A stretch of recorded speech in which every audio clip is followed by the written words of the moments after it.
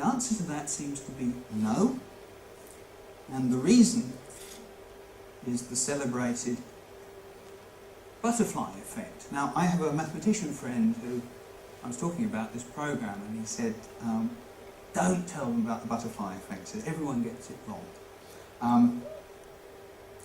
Everyone exaggerates it. Well, I'm going to tell you about it anyway, but I'm also going to tell you why you shouldn't be completely carried away by the butterfly effect. The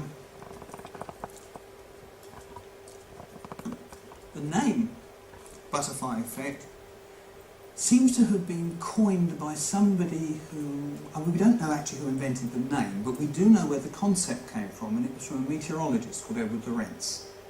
And Lorenz didn't actually call it the butterfly effect, but what he said was, he gave a lecture which was roughly, if a butterfly flaps its wings in Japan, will it cause a hurricane in Brazil? Now, the reason he came across this was he was, in the 1960s, he was working on a very simplified mathematical model of convection in the atmosphere, of how hot air rises and falls, and it creates cells where it goes round and round. He was worried about how these cells would wobble. And he came up with some mathematical equations, and he had a computer, which was unusual in the 1960s. And he put these solutions on his computer. And here's the kind of graph that he got. These were equations in three unknowns, three variables, x, y, and z. And this is a picture of the y variable. And what you see, well, it starts off in the sort of way that these mathematical things do, with this wobbling line, which is all very reasonable and patterned, and it's just oscillating. The oscillations are getting bigger and bigger.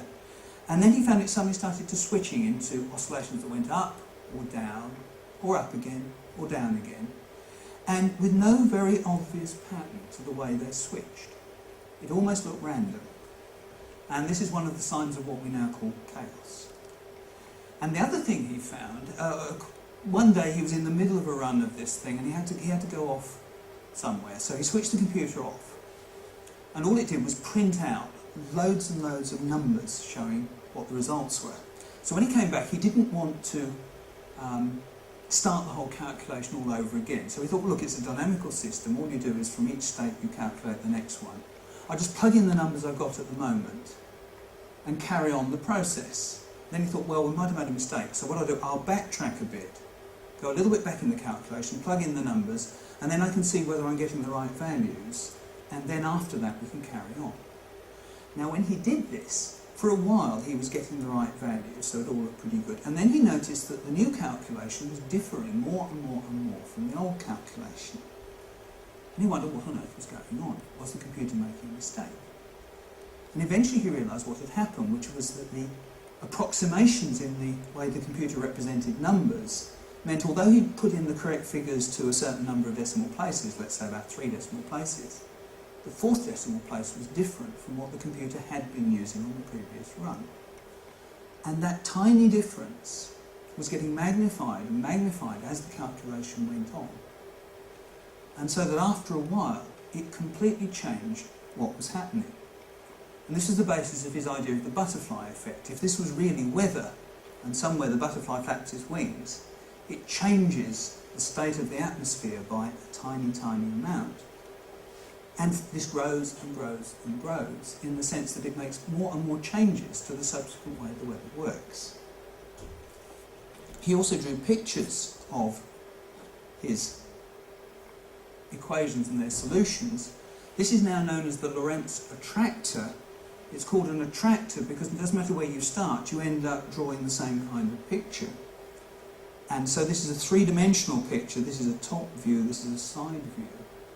And roughly what happens is this thing goes round and round for a while in one loop, and then it switches to another loop, and then it switches back again. And although it's a completely deterministic system, those changes seem to be unpredictable and random. And what the butterfly effect says on his equations is if you start with 2 points very, very close together, as they're going round and round the loop, slowly they're getting further apart until eventually they start to go different ways. And then what they do is kind of independent of each other. They can go all over the place. Now I can actually show you the butterfly effect in real weather.